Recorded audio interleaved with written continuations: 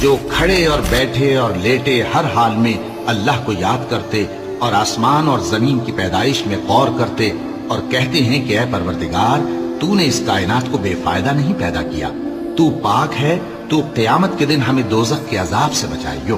اے پروردگار جس کو تو نے دوزخ میں ڈالا اسے رسوا کیا اور ظالموں کا کوئی مددگار نہیں ہوگا۔ اے پروردگار ہم نے ایک پکارنے والے کو سنا کہ ایمان کے لیے پکار رہا تھا کہ اپنے پروردگار پر ایمان لاؤ، تو ہم ایمان لے آئے۔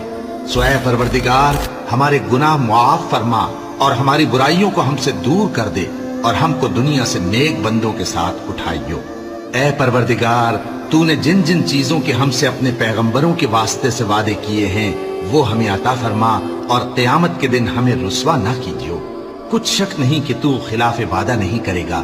تو ان کے پروردگار نے ان کی دعا قبول کر لی اور فرمایا کہ میں کسی عمل کرنے والے کے